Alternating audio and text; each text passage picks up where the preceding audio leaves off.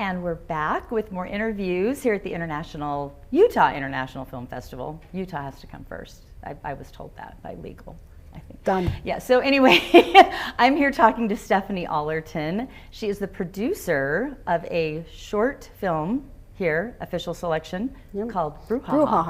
Excellent. Welcome. Yeah, thank you. Well, tell us a little bit about Brew first. What is it? What's the idea? All of that, and then we'll get into more specific questions. So Brew is a comedic short that is a conversation between two polar opposites, and they get into a very heated discussion about tea and the right kind of tea to drink.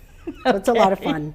It came about because the writer-director, who's Melody Hare, she has a writing partner, Monty, who heard this conversation at a bus stop when he was in London, and he took notes, wrote it down, and then pulled Melody in. So it's based on a true story? Yeah, based on a true, overheard, eavesdropped, found conversation. I love that. Yeah. So he brought in Melody because she spent time in England, so she knows the culture a little bit, and was able to add some of the nuances to the character Mona, who is the English character. Very fun. I'm sad I didn't get to see it. It's already screened, right? It's already screened. It screened earlier this afternoon. I can watch one of the virtual screening on the platform. Yeah, I'll do that. And we'll put it on our YouTube channel, so you'll also be able to catch it there. Because I happen to love Isha and Tiffany, who are sitting here in the studio with us right now. And who are both great. Yeah. You guys can just poke your head in right here in her frame. Into this camera. Seriously, yeah. Let's see if you can scooch on in. Okay, there's Isha. There we go. There's Tiffany. They're moral support, and they're wonderful actors as well. Yeah. So you came in as the producer. Were you involved from the beginning, or how did that happen? Yeah, actually, so I have started a company called Ollerton Go, which stands for A Light That Never Goes Out. I've worked in the industry here in Utah for about 20 years. I've also worked in LA and around the world. And I just know how hard it can be to keep that little light of hope going, when you're trying to progress and advance in your career. So I started Ollerton Go to give people a platform to get their films made. I love that. Yeah, thank you. I love it too. I'm very excited about it. I think we're going to do some great things. Yeah. But I started looking around for scripts, and I had actually worked with Melody in Los Angeles on a pilot, and reached out to her. I wasn't finding a lot of great scripts. I was looking on some of those, I forgot what they're called, but those script databases. Oh, okay. Yeah. And I'm so glad that there's content out there, but nothing was really resonating with me. So I reached out to Melody. She sent me this script, and I loved it. It was so fun. It's just like a very fun Abbott and Costello vibe. And so I could see it on screen and thought I just was very excited about it. So great. So it was already completed, and the script was completed, and ready to go. And I did work with Melody to make just a few changes in it. But it was our inaugural shoot for Ollerton Go. Oh, wow. Yeah. That's exciting. Yeah, it was really exciting. Congrats on I'm that. really glad that it's come to this festival. One of the things I love about the Utah International Film Festival is just how many people it pulls in from all over. That's always surprising to me too. Yeah, and we were commenting earlier today just about the high quality, the high production quality that all of the films in our section had. So it's really impressive. I actually helped out with something in the festival in 2016. And it's been so great to just see the festival grow and progress and attract more and more talent. Right, yeah, it's really changed. It's definitely evolved. Yeah. And it's going to keep getting better, I think. Yeah. We're here at the Experience Event Center this year. This is our first year here. And I think everyone's really liking the new venue. Oh, it's a great venue. Yeah. It's a great size right now. I mean, pretty soon the festival will grow out of it, but true. Yeah, the panel room for right now. is a little small, so we will definitely need more space at some point. Yeah. But we can enjoy it while it fits us, right? Yeah. So back to the film. Yeah. What was production like? Production was a whirlwind. We shot that in less than a full day, actually. Really? Yeah, we didn't How even long do. is the short? The short is about it's actually 5 minutes long. Okay. But so it's a 5-page script. Okay. And yeah, I have to say, Isha and Tiffany really just knocked it out of the park. They came prepared, they knew everything. We were really able to move through things. Yeah. There were a few setups that were not included in the final film. So we did shoot more than what made it to camera, but we worked really quickly. That's good. Yeah, we shot it at the Hive in Provo, and the great thing about that location is that it has so many different looks to it, and a lot of they have a lot of support, a lot of different things that the couches and the tables and all that kind of stuff. Great venue. Yeah. Plus, actually, one of the things that Melody loved about that location is that she really felt like we could get this English train station feel, but we didn't have to go to England for it. Oh, nice. Yeah. So why shoot it in Utah? Because Melody's from... She is living in South Carolina, I think. Okay. I know her originally from LA, like I said, and I live in Utah. Okay. So, and our talent is Utah. How did you find your talent? Oh my goodness, I don't remember. Did they audition? I think that Tiffany connected me with Isha. I know Tiffany because I've worked with her on other projects as well. In fact, she was a star in one of our leads in a theater production I did. Gotcha. So okay. Yeah. So you didn't have to hold auditions. No, actually, no. Okay. That's always nice, isn't it? Really, really nice. You did audition. Okay. I'm sorry that I forgot. We're getting pushback on this. Yeah, it's good. Ask the people who actually did it. They did have to audition. Yeah. Yeah. Mostly with Melody, though, right? Okay. But maybe they were the only ones auditioning. Yeah. And maybe it was just all a ruse. Maybe they just were. We just wanted you guys to feel pressure. You never know. Well, it seems like you found the talent that you needed. Yeah. Regardless. Yeah. Excellent. Yeah, so production went pretty smooth, you think, overall? I feel like production of this shoot went smooth. Were there any little bumps or hiccups or obstacles that you ran into? Any fun stories? I will say I can't think of any for during production. I guess. What about pre-production or post? No. Post was challenging for me, but for personal reasons. Okay. And then, but I was going to say, I think probably the most difficult thing was that during production, Melody had envisioned, a busy location, right? So there were supposed to be tons and tons of extras in the background. And obviously, we didn't have budget for that. Right. So we recycled crew, we had, my mom was an extra, one of my neighbors and friends. That works. Yeah. Right? Yeah. They probably enjoyed it. Did they have fun? Yeah, they had a great time. I think the hardest part about being an extra, I don't make a very good extra because I can't not talk. Because it's so, moving my mouth and mouthing words, that's hard for me. I couldn't do it. Yeah. Yeah, our extras did great. Yeah. Okay, so everything went pretty smooth. When did you complete post? We completed post earlier, in 2024. Okay. I think in the summer or fall. Okay. So recently. Is this the first festival that it's seen? No. It's been in a handful. This is the first screening. Oh, okay. As far as I could tell, because the other ones, just the dates are different. Yeah, so it's maybe an official selection at some, but wasn't screening at those festivals. Gotcha. So this was the world premiere. Yeah. Oh, okay. See, you guys should have been out here. Oh, it's okay. Yeah. Okay, very cool.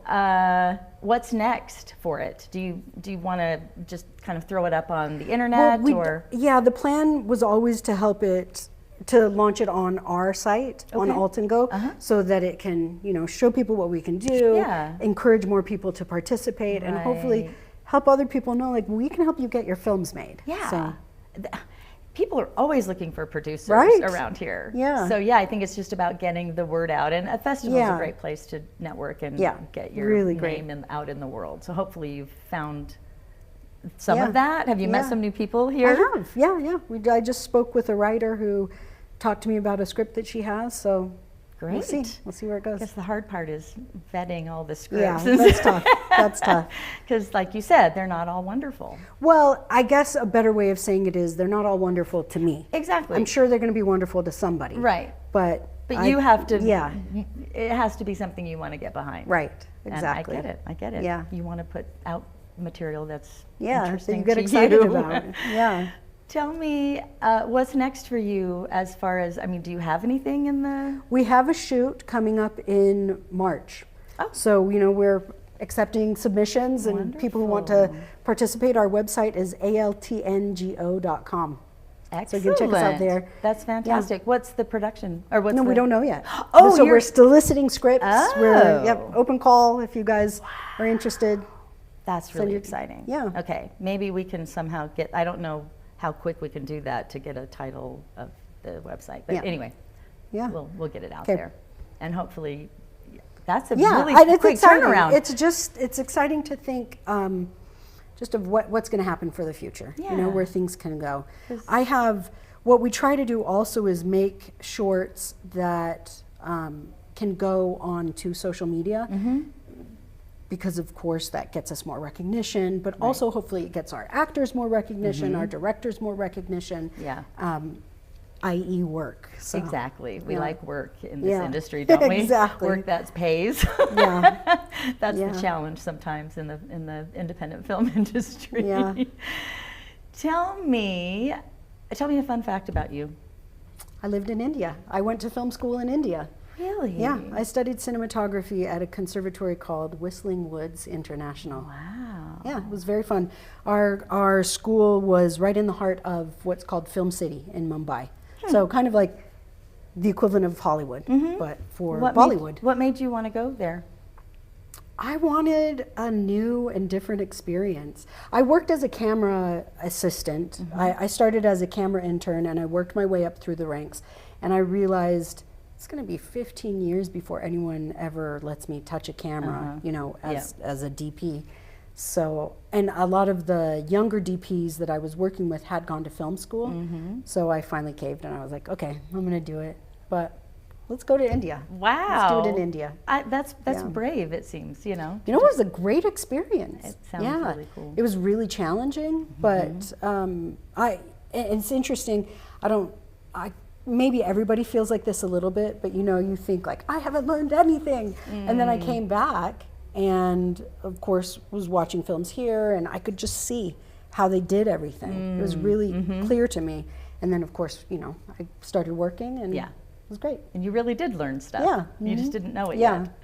Yeah, until I put it to the test, right? Yeah. So with the production of Brew Haha, did you learn some things on that whole experience that you're going to be able to use? For sure.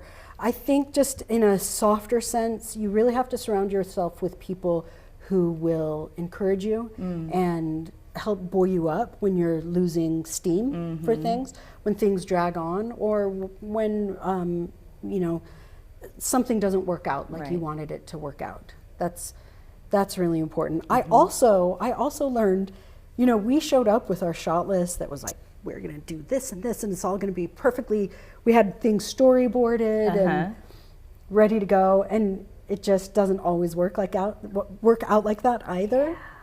So so to be flexible. Yeah, you've really got to be able to, I guess, keep that vision for the project, but not so much like it must look this way. I guess for me, what I learned is maybe the vision is more about what does it feel like? What is the heart of that? Does that make sense? Yeah, absolutely. I basically learned to let go of kind of the more concrete things that I thought should happen. Right, because you can't control a lot of that. Yeah. But you can control the story. Yeah. And you can also control where it goes afterwards, right? So yeah, to a certain degree, for sure. Yeah. To shape it. Do you have any desire to be on the directing side one day? Yeah, I do actually. Really? Yeah. So I'm also writing and hopefully will be directing myself. Well, that's fantastic. Then are you I don't have scripts anything right now? No. I don't have anything yet, but I have a lot of ideas that I'm just slowly working through. Yeah, it takes working a lot of time. It does. Yeah.